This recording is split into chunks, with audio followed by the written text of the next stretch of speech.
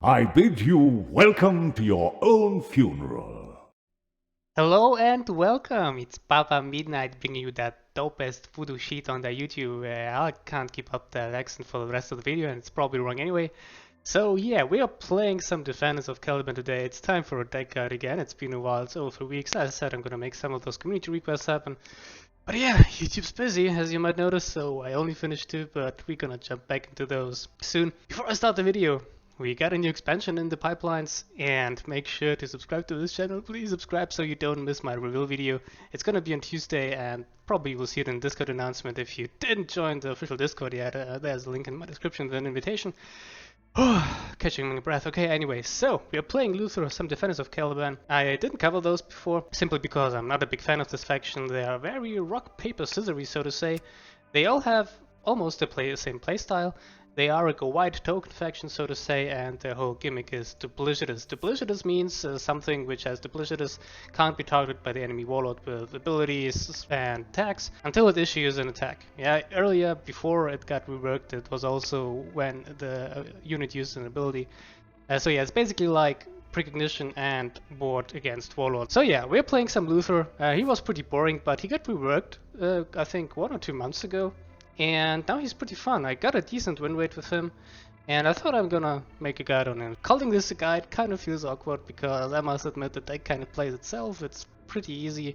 We want to become the Arch Traitor. That's his special card, Arch Betrayer, and we gotta check it out. So here we go. This is what we want to become. It's super strong. So for 2 energy, you can take control of a troop which has 5 or less health. It doesn't need to be damaged or anything. If it has 5 or less health, you can just move it up, and you reach it by reducing the cost of this card. Every time you play a troop with Duplicitus, it gets reduced by 2. So yeah, basically we want to have a mid-range curve deck, which plays a lot of Duplicitus troops. That's basically it. Yeah, you want to curve out, and actually you want to play patient.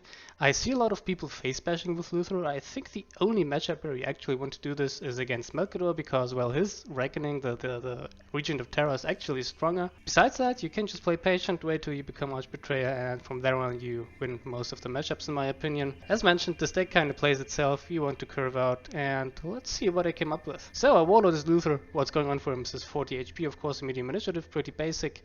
His ability, I'll be honest, we won't use it at all, or not that much. It doesn't work that well. I built in some synergies here, but it's not like Sevatar where it's until the end of your enemy's next turn or something, so yeah, it kind of helps with keeping some troops alive when they're attacking, and that's basically it. But as mentioned, Luther is basically a 240 Warlord with Arch Betrayer. The ability, I think you mostly will use it maybe once or twice per game, but more or not at all. So first card, Command Bridge. As usual, this is a card which goes in almost every deck. You want to fish for key tactics here, and that's basically it. Not much to explain here as usual. Very good card. If you have this card, pick it in almost any deck. Uncertain Allegiance, another 1 energy card. This is kind of a tech card. I didn't want that many tech in this deck because, as mentioned, you just want to curve out nicely and become the Arch Betrayer or Arch Traitor, whatever it's called. I forget it always. It's Arch Betrayer, not Arch Traitor. Arch Betrayer. So anyway, this card is a tech card against Khan. It gives Duplicitus to your Warlord, or actually a friendly unit, so it can come in handy. Like if you don't want anything to get face bashed or anything, but most of the time you want to give this to your Warlord so that Khan can't face bash him, and this most of the time skips the whole turn for him. He can't attack you, so to proc, I don't know, Wraith or whatever he's called. Someone on Discord explained how to pronounce Wraith. It was Wrath. It was Wrath, yes. Wrath was the wrong pronunciation. He also can't proc Round Veterans and so on, so it's simply a good tech card against Khan, because Khan is kind of a bad matchup. Next up we get Local Uprising, a very good card. It's our best turn 1 play, so to say. You put in play to Caliban Jaegers. Caliban Jaegers are those little 1/1 shits with Duplicitus who shoot for 1 damage for 0 energy. And yeah, it puts in play 2 Duplicitus units and reduces our Arch Betrayer cost by 4, basically. Next up is Aerial Kraken. This is my anti-stealth of choice. Yes, it's not Informant Network. It's worse than Informant Network in the tech aspect, but it has Duplicitus, meaning when we play this, it reduces the cost of Arch Betrayer. That's the only reason why I play this over Informant Network. Next up is Abandoned Supplies. As mentioned, we want to curve out, and with this ability, you can obviously use it turn 1, but it won't do anything. It doesn't anything to the board state or the enemy warlord. So this is also just to have something to play on turn 1, and Abandoned Supplies is one of the best turn 1 players, and yeah. We don't have that many 5 energy cards, we have only 2, so the chances that we can follow up something after playing Abandoned Supplies with a 5 drop is not high. but it is there, and nonetheless, yeah, it's a good card. Simply, it costs 0, so to say. It's basically costs 0 to a card. The chances that we draw Uncertain Illusions or Command Bridge are not that high anyway, so it goes in here very well. Lord Malkiel. He is Duplicitous, and he's a good card. That's basically it. We can play him turn 1, and we can instantly accelerate into a problematic for energy curve, because I have a lot of cards on for energy, but there are so many good cards on for energy for the Defenders of Caliban. So yeah, we kind of have to decide here, and he helps us a lot with that. He's simply a good card, and he's Duplicitous. That's why he is in here. Malcador Malcador. So as mentioned, our playstyle is we play patiently, we build our board, we keep the board under control, and we chip our the enemy warlord down. And Ambassador Malcador helps a lot with board tempo, and that's why he's in here. He's not just a 1/3, he can be buffed as Strategic Mastery or Master Ramiel, so not that useless as a body, so to say, besides of the tempo swings. Also Emperor's Children all around, and some of them are still stupid enough to play Eleanor, so yeah, that helps a lot with that, obviously. In some situations where you don't have anything to bounce, you can bounce something like Alejo Squad, simply because then you can replay them for a rally effect. And yeah, it doesn't happen that much. What I also sometimes do, you play Caliban Knight and you give them counterattacks so they can flank with sneak attack, and then you bounce them back so they don't die next turn and you can replay them basically. So he has multiple uses here as usual, that's why he is in this deck. Next up is Alejo Squad, also just here for the curve. It's our best turn 2 play. He puts in play a 3/2 with Duplicitous and another Caliban Jäger, that 1/1 shot with Duplicitous. That's basically it. He's here for the curve. Then we got Master Ramiel. That's a very strong card, I'll be real here. So we're going wide, we're pretty playing this token playstyle. Like if you play at Magic the Gathering, it's somewhat similar to Mono White Weenies. That was a deck archetype, or is probably still a deck archetype. I'm not that into Magic the Gathering right now, but that archetype was around for a long time and probably still is. And he gives all friendly troops +2/+0. So let's say you got Caliban's Heart, you play Caliban's Heart, yeah, and those Jaegers stay alive. For some reason they didn't get Informant networked or whatever, or frag grenaded. And then you play Master Ramiel and let's say Strategic Mastery, and suddenly you have 5/5/3s on the board, and yeah, that's 25 damage. So yeah, that's a very good card. I really don't like to play him on curve. I really like to play him when he puts his ability to use, so to say. And yeah, so use him wisely. He's a very strong card, but you, as mentioned, need to find the right place to use him. Pistol Ethereal. So Luther has some kind of a problem with card draws, so he has a special card, so he basically starts with one less card.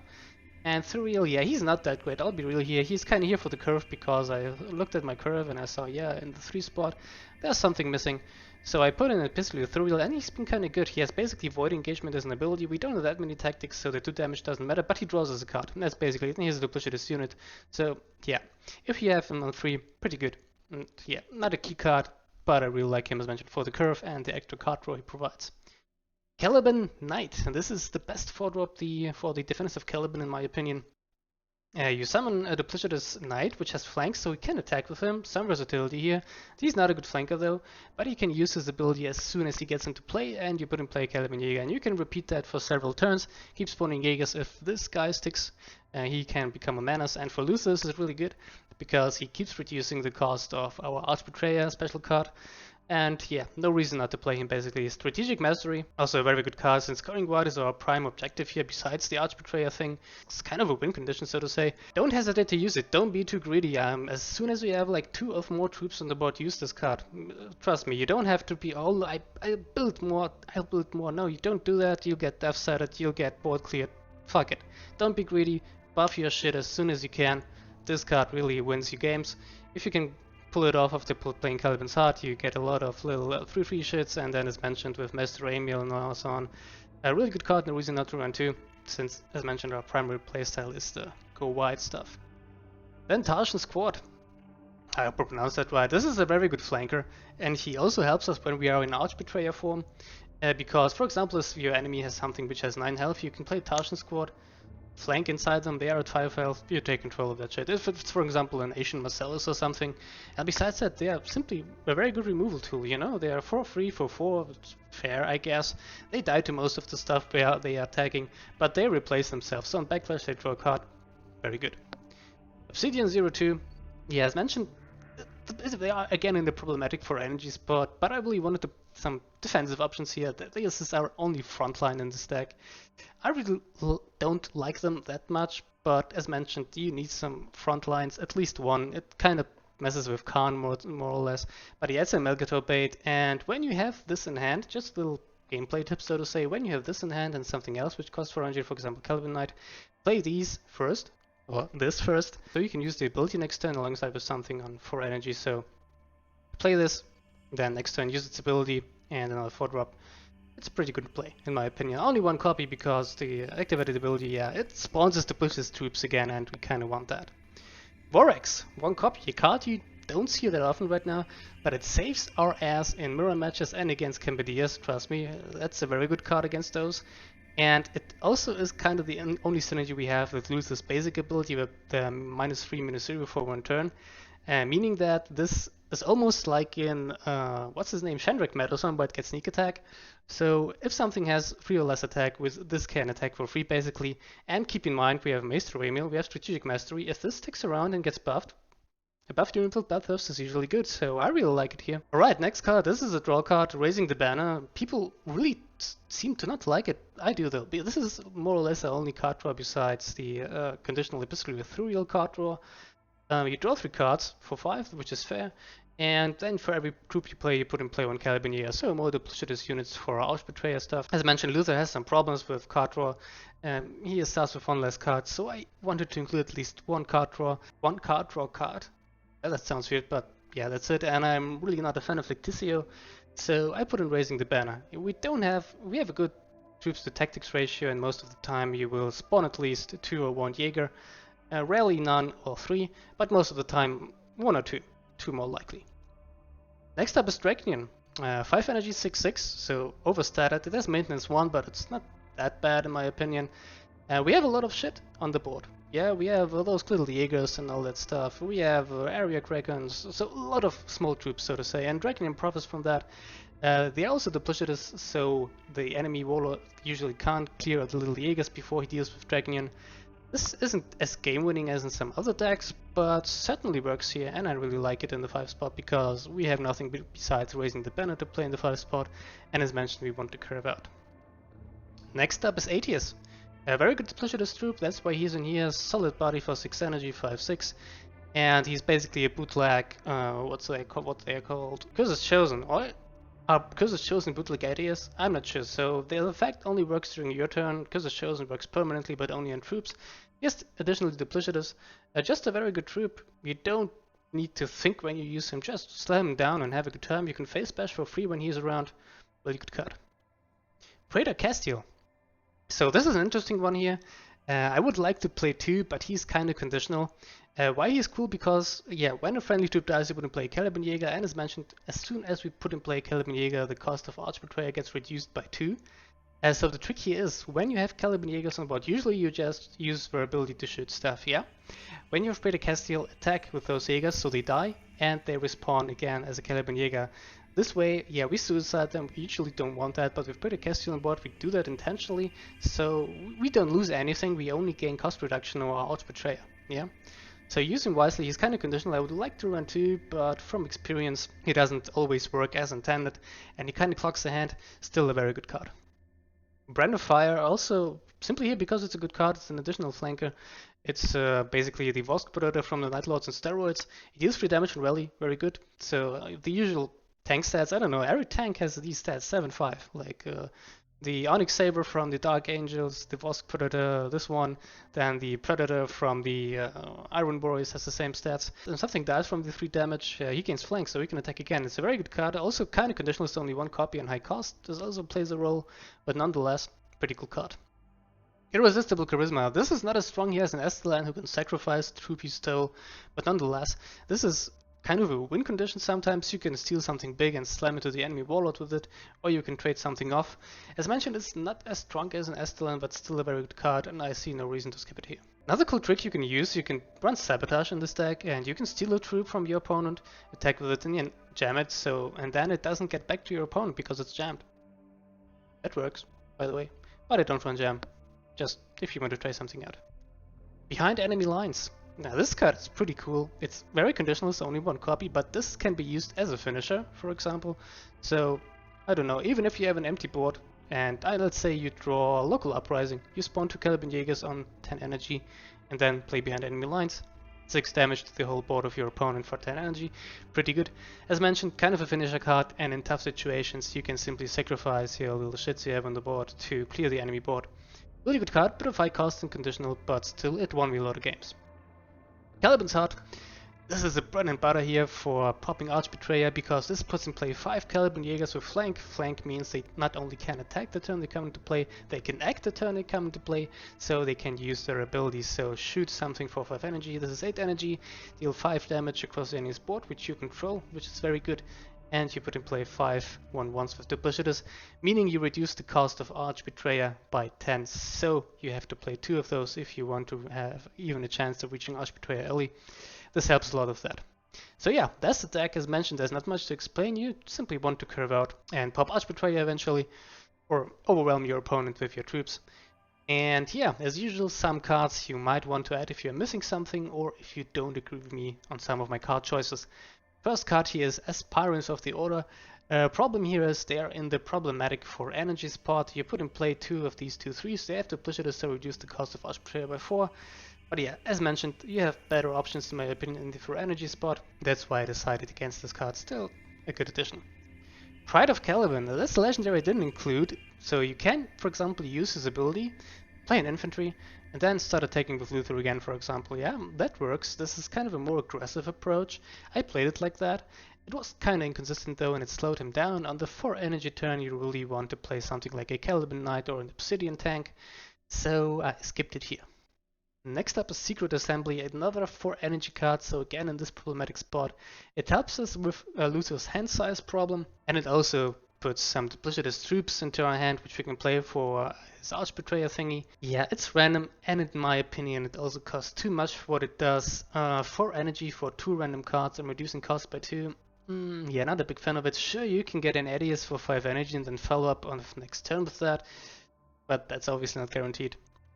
Next up is the Caesarian Squad. That's more of an Estalon card in my opinion. It's obviously strong, you can just sacrifice a Jaeger and shoot something randomly for 5. So yeah, the random aspect and the fact that it doesn't really fit our playstyle we want to keep our board around made me miss it, and again, problematic for energy spot. Then we got Champion of the Order. It's a really good card in my opinion, and as mentioned, we don't have that many cards on the 5 spot. I wish I had more. He's not bad. He has a fair stats and a fair effect, but fair is most of the time not good enough for ladder. I saw him in action, I actually played him too as well. So if he gets obvious, if he sticks around and you can make use of his ability, it's really good, trust me. But yeah, I simply didn't know which of those cards I want to skip for him. Maybe you can include him. As mentioned, he's good, he's not exceptional, he's not vital, but he's good. And for a solid mid-range deck, you can include him if you so want. Next up, some neutrals. First of all, Castrak. Castrak is seen a lot in those go wide decks, and he doesn't work that well in my opinion, because as mentioned, like I said with the Caesarian Squad, we don't want to suicide our troops to get more attack. We want to keep them around, we want to shoot stuff, we want to wear our opponent down slowly, and then simply explode our damage Strategic Mastery and Ramiel. So I didn't see any reason to play him here. Sure, again the 5 spot, but I played him here and I wasn't a big fan of suiciding all my shit into him and then being with an empty board and a maintenance 2 demon. So in the end I skipped him. Next up is Drilling Sites. The only reason why I don't play them here is Abandoned Supplies, because if you play Abandoned Supplies and draw Drilling Sites, yeah, that's a very sad moment obviously. And as mentioned, Luther also has a hand size problem, and playing Drilling Sites and Warlords who have hand size problems is often not the best decision. It would work perfectly here with Strategic Mastery combos or behind the enemy lines combos and so on, but unfortunately I had to skip it here for the reasons I mentioned. Orci Malevolus is the next card I got here. If you watched the value of it, I really like to play it. I explained it here in decks which don't have heart removal, and here we don't have heart removal. And this often comes in as a surprise, but yeah, I already have too much tech in this deck. Yeah, I have Uncertain Allegiance, I have Warwicks. In this deck you really want just to play a hand without thinking too much. So Urzi would be clogging our hand most of the time until we have the ability to play him, but he has mentioned Emperor's Children all around, and they always play at least the Hammer of Justice cards. So he might come in handy, but as mentioned, clogging our hand is not something you want to do with Luther. Next we got Arvis Sliders. This is an excellent card. I play this in almost every deck I think, but here the same problem as with Drilling Sites. We can't really afford it. We have abundant supplies as a turn 1 player and we kinda need it. We need to curve out. This would also help us a bit with combos, but can heal you in tough situations, and yeah, when you don't have anything else to do with it, just draw a card with it. But didn't quite make it. And next up is Licticio Divinatus. As mentioned, this would more or less solve our hand size problem, but I'm really not a fan of this card. Call me an idiot, but I really don't like giving my opponent another possible answer from his deck. Sure, you can mill your opponent in some occasions, but yeah, it's always kind of awkward to play in my opinion. I only played in Alpha Legion because they're actually beneficial, but here I decided to skip. And at last, but not least, Crucial Choice. So yeah, you can play it here because, well, we have a kind of a game-ending nuke. But as mentioned, our win condition is Arch Betrayer, and we don't really need another one. This simply slows us down on free energy. We want to slam down the Lasso squad, we want to play Surreal and Crucial Choice. It's slow. That's the problem here. It's slow and random. That's why I skipped it. But sure, it can give you an alternative win condition from nowhere. We don't really need Warlord buffs, so in case you choose it, try to get something nukey, I guess. Alright, that's it for the deck. Currently I'm 15. I don't really think you can top 10 with Luther. As mentioned, he's a very rock, paper, scissors warlord, but he's fun. Let's just jump into the ladder and see if we can get some cool games in. Camba. Camba is okay if we're going first, and we're not. I'm gonna keep everything which is low cost here. So this is gonna be a board control game. Sons of Caliber. Let's hope he doesn't go too crazy. And well, he has Malcador turn 1, this is pretty bad, but we have ours as well. But yeah, going second kinda sucks here.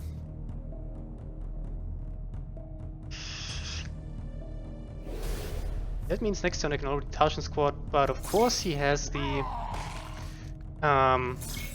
Stalwart Defenders turn 2 with Malcador. That's the perfect opener. Not too happy about it. Nonetheless, let's get going. I'm not gonna face bash yet.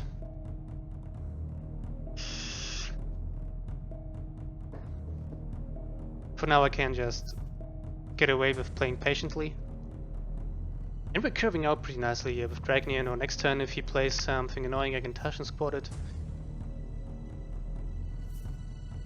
Supply lines.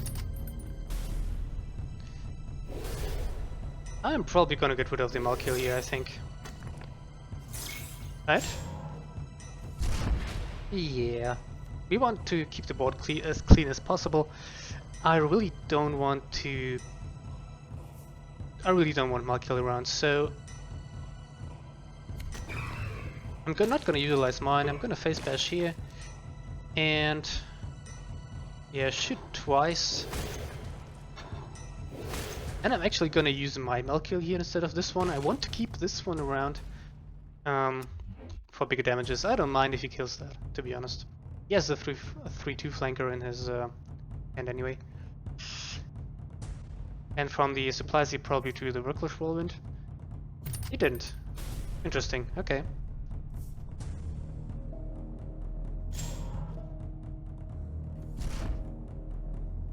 Alright, he's probably gonna clear the Tarshan. Yep, as expected. Let's see what we draw. A pistol is surreal. Okay, so I got 6 energy here. What I can play is Dragnian. I don't really need to go wide here, to be honest. I could play Surreal or Caliban Knight with another Jaeger and Local Uprising, but that's actually too much right now. So I'm just gonna play Dragnian and shoot him. And I'm actually quite ahead here, so I don't mind face bashing actually right now. I think we are in a good spot. If he plays the Reckless Whirlwind, so be it. That's also a reason why I shouldn't go too wide right now. Yeah, that's very unfortunate. But Dragnian is gonna make a really good trade here. So let's go to 7. Let's play Surreal. Oh no, let's not play him yet. Let's attack his face here, so the Dragnian doesn't kill it, and kill the Reckless with Dragnian. Dragnian kills Malcador. I could have also used my ability here, but that's not worth it. Let's put in play Caliban Knight. And more shit. And we're already at 14. Looking pretty good so far. In case you're wondering why I have the Collector's card back, but not Collector's Luther, that's because I got the card back from a tournament. Come on, dude, what are these pings? Always on the Jaegers.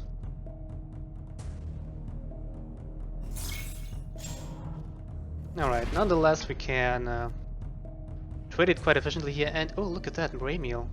So with Raymeal we add 9 damage to our board, that's 7, 13, and plus 16. I could do 18 damage to him, and next turn play Brand of Fire. But he might have front lines, so I'm not gonna risk it here, to be honest. So let's actually do that. Put in play another one of those. Do this and this. So Arch Betrayer is already ready, and he will play another Worklush here. Probably clearing all 3, considering the way he pinged me before. Right, that's fair.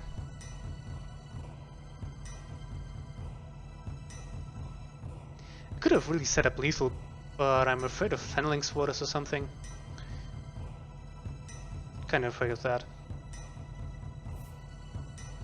Yeah, here they are. Here they are. Alright, Strategic Mastery. Perfect. Perfect.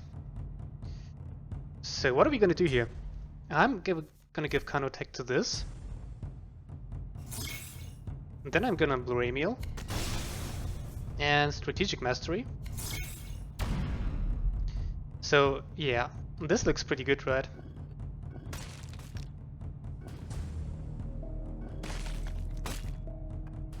This time I'm certainly going ham. Fuck it.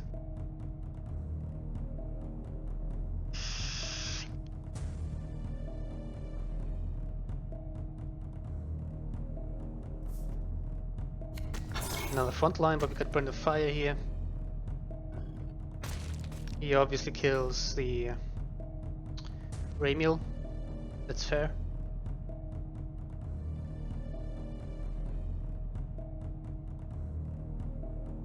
I could have also been greedy and like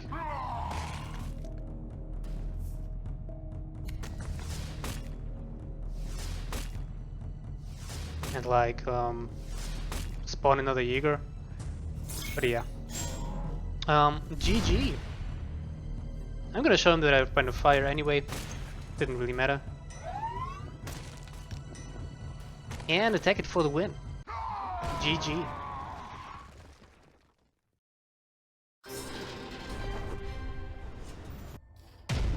Fulgrim. Oh yeah, this is one of those matchups where we simply have to play really patiently, but I got a really good hand here. Holy crap, I'm gonna keep it. Tarzan Squad is gonna come in handy. We are the sons of Caliban. I really just need to hope that he doesn't generate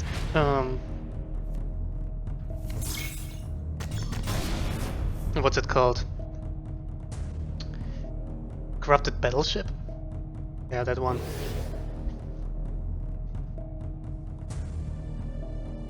I wish I had to play something else on turn 2 here, but whatever.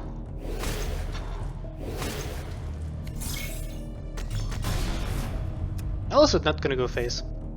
Under no circumstances. We win with Arch Trader.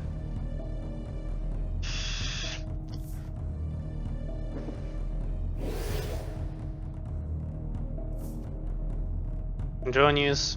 Alright, that's fair.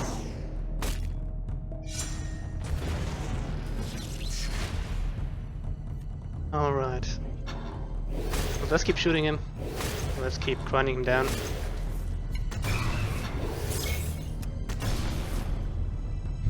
Already at 18. And we got Dragon next turn. Longinus is perfectly fine, he will overdraw.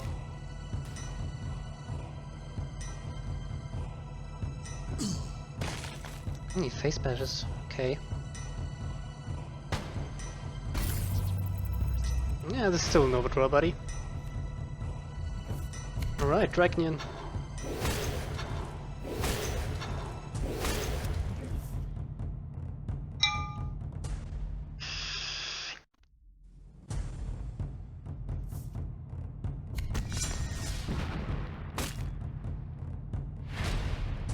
Having flankers with Luther is also really good in my opinion. So let's shoot with... yeah, that was a minor mistake. I could have just done this, I think. Or even suicided. Yeah, that was not my best play, I think. I was kind of defocused on talking here. So let's get strategic mastery here, of course. This is gonna come in really good.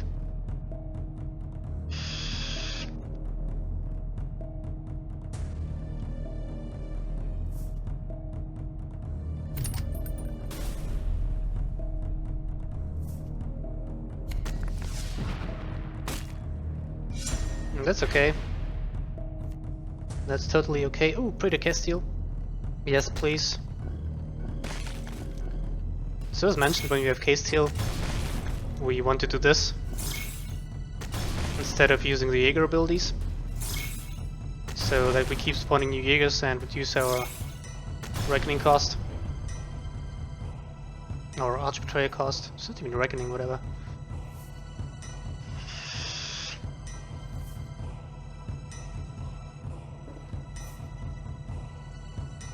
Alright, that's fair. And hold at all costs. Nope. At least he stopped face bashing. I'm happy about that.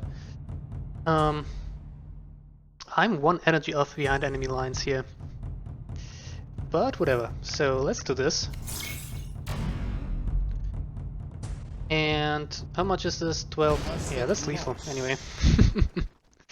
I missed it. Worth. Malcador. Alright. So that's one of those matchups where we really want to face bash. Because his transformed version is much stronger than ours.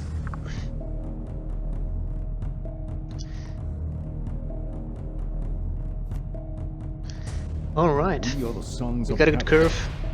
Fate shows us the path. Let's make it happen. I'm gonna keep the area Kraken for stealthy boys.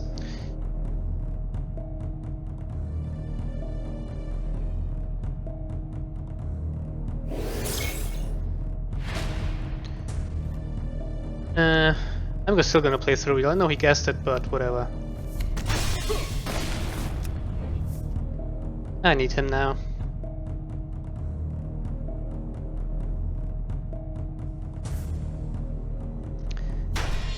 Tissio is welcome.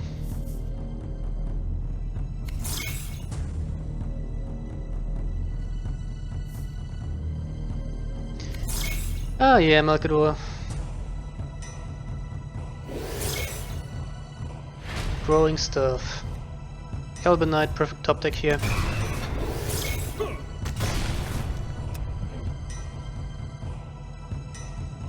If he doesn't clear this, I'm gonna strategic mastery next turn with area Kraken. Yeah, perfect. Perfect. So, let's put in play another dude. Area Kraken. Mastery.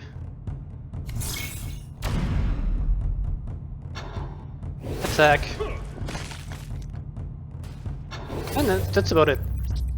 That's all we needed to do.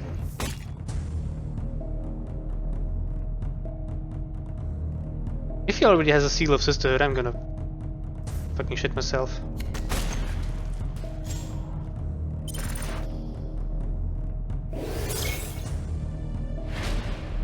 Alright. What I really would like to see is another strategic mastery, but not happening. We're gonna get behind enemy lines. You really guessed this? Okay. Dragnian. Trade. And this time I'm gonna attack with everything. Because he will probably kill something anyway. If it dies. Also, Seal of Sisterhood is a thing.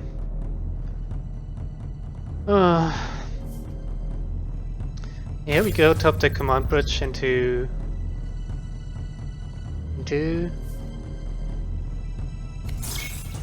Yeah, he keeps fishing. God damn it, I hate Malcador.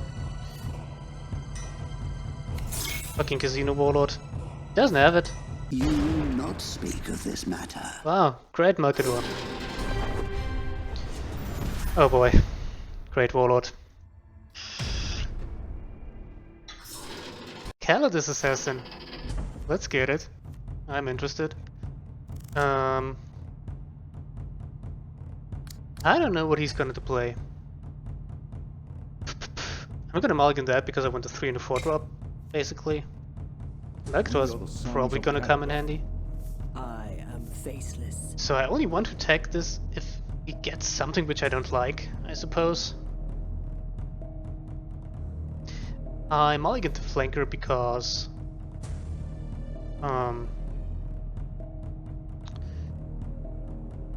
he might get Korok or something, or the Night Lord dude. By the way, I didn't tell why I have a collector's card back for the collector's Luther. It's because, yeah, that's a bummer. I'm gonna Malcador it and attack. I don't want her to be Lotara. That's totally a counter for me. Holy fuck.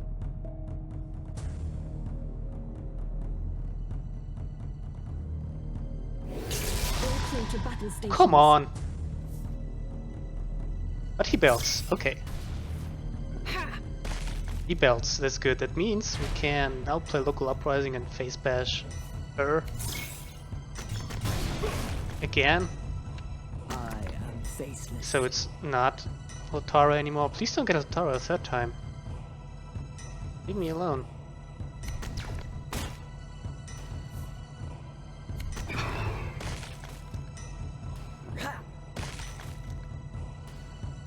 Doesn't transform at all, okay. That makes sense.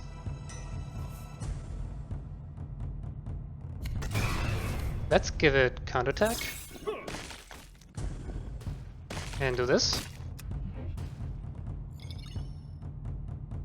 Didn't transform so he heals again. It's pretty smart. He's 2 energy ahead, it's a bummer obviously.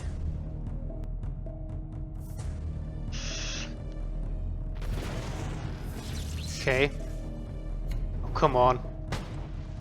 That's just nasty. That's just nasty, bro. I actually don't mind if he stays Keronovian, so I'm not gonna change it. And Callidus Heart from supplies is pretty nasty. Too bad I got Desolated Ground. I'm not gonna attack him. It's okay if he stays Keronovian. It's better than Lotara or Lucretia, Sol. These are by far the worst options. I could have just used my ability and attacked into him, but it doesn't do much since he has shield anyway.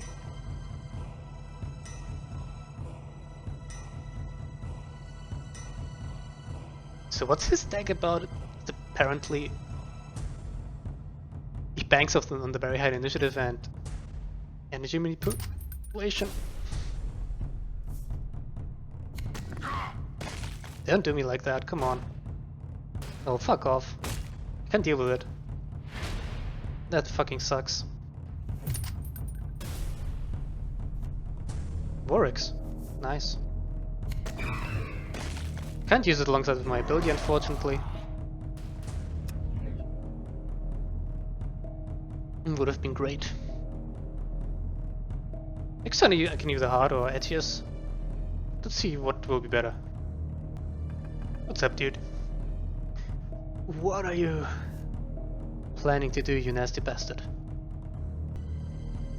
I mean, he has Polymorphine in hand. He could change his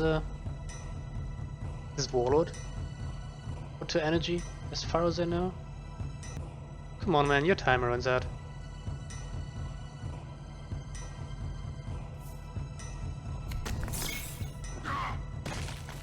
Okay, that's nasty.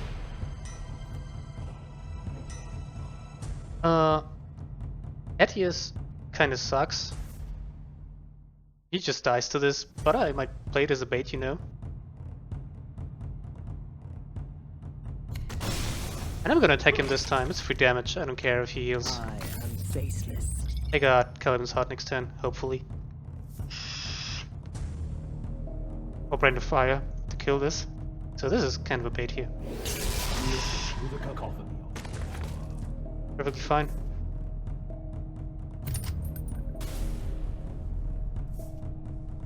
Desolated ground. Holy fuck, dude. You really mean it. So yeah, here I'm certainly gonna kill him his heart because I can't Brand of Fire.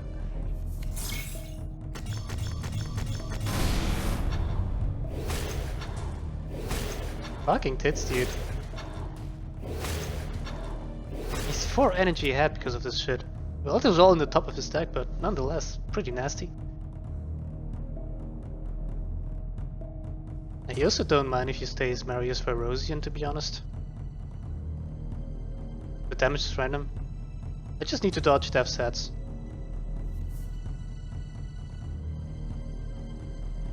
And one more Caliban's Heart and I have Arch Betrayer and 2 energy.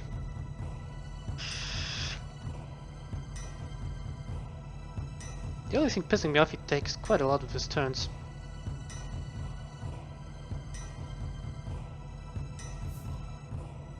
Doombringer. Fuck my ass.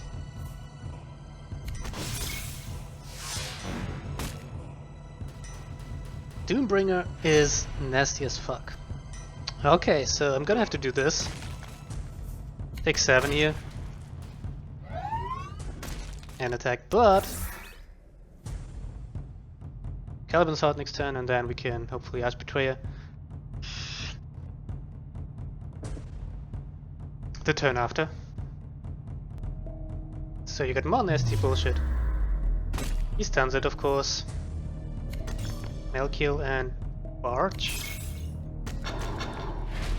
Come on. This is bullshit. Next turn I can Arch Betrayer though, so hopefully this will change things up. Unless he stuns me again.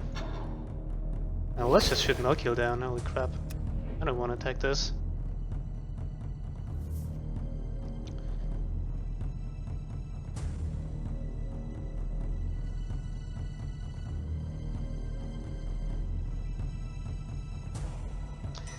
I'm winning the 50-50 here.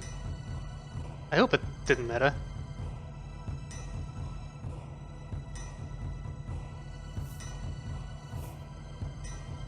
With local uprisings, it's gonna be 0 next turn. I am faceless. Okay. Asking the right questions. What was this voice line? That's new. Alright, that's obvious. He heals Malkill. Alright. Alright. So, time to go ham. Local uprising. Arch Betrayer, finally. From now on, Caliban's a free world once more. Let's get control of this. Let's command bridge into another strategic mastery, I guess. Let's strategic mastery. Get rid of this. And we got this. Okay, Arch Betrayer. Winning here. Only game I pulled it off, actually. Other games were done before that, and it stalls. Alright. This should be it for this video. We had some pretty cool games here. As mentioned, they're very rock, paper, scissors warlord, so to say. He's very suspicable to aggro, but nonetheless works. Probably the best Caliban warlord right now, definitive Caliban warlord right now. And anyway, enough babbling. By the way, guys, there's a new expansion. I didn't know if I mentioned it in the intro. I'm gonna just say it again. don't forget to subscribe to the channel so you don't miss my real video on Tuesday. There are also real videos on Monday, and you will see it on the Discord. I think I mentioned it. Yeah, anyway, so there's also not tech guides and other shit on my channel, tournament play, event gameplay, all that stuff. So make sure to tune into that as well. And well, man, this outro is super awkward. What's wrong with me? Anyway, I'll see you around midnight out.